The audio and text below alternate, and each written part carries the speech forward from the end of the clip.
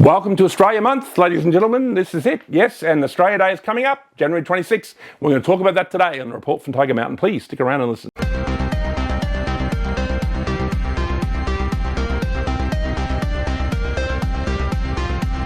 All right, ladies and gentlemen, we're going to talk about Australia Day, and of course right now, January is Australia Month.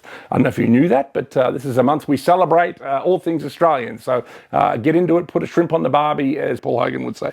So anyway, we've got an event coming up that some people from the Freedom Movement and have asked me to talk about. It's the Australia Day Rally, Sunday, 26th of January, Australia Day.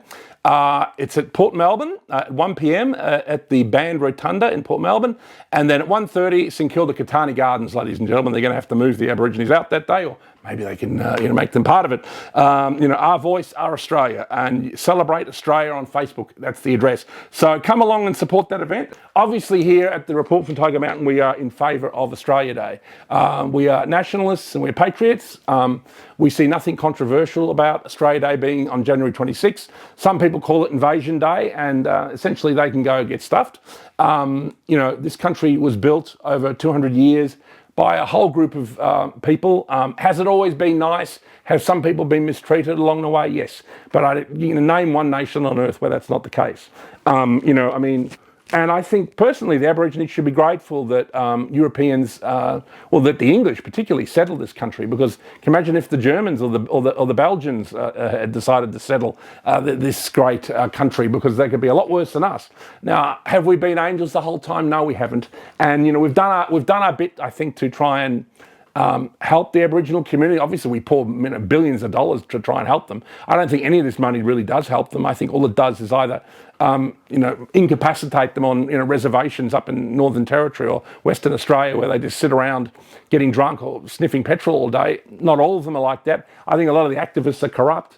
And that they, steal the money, and they're living in mansions in Sydney's, Double Bay, while, the poor Aboriginal community are still in a wretched state.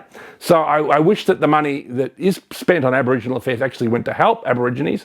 So Tony Abbott, for example, went up to Aboriginal communities, and he would help them build things, infrastructure, little businesses, little shops. You want to give people a hand up, not a hand out.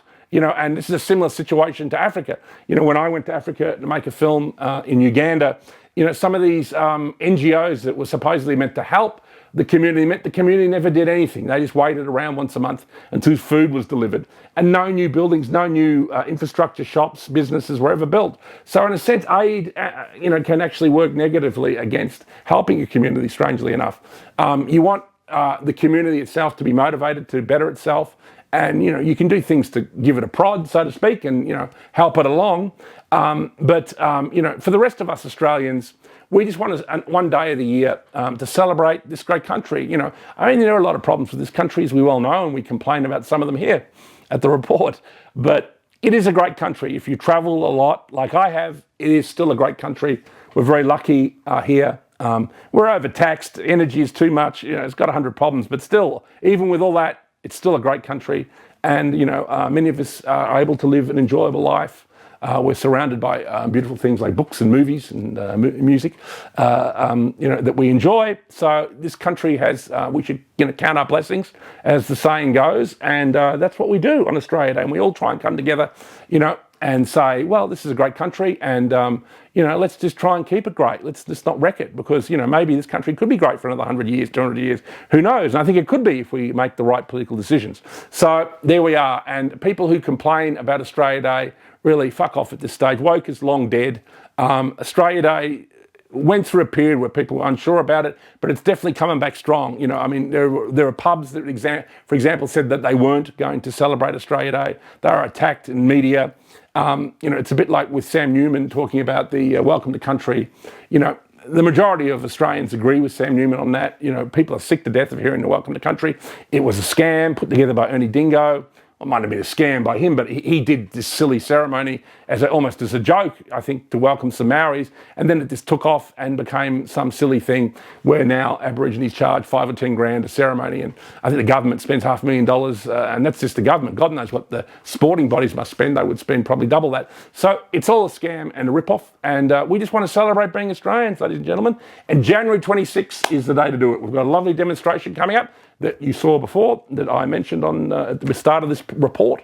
So come out, support Australia Day, and salute the flag. There's only one, the Australian flag, and if you want to do anything with any other flag, well, that's your own business, but you can do that in the privacy of your own home. But celebrate Australia Day, and we love it here at the Report from Tiger Mountain. Cheers.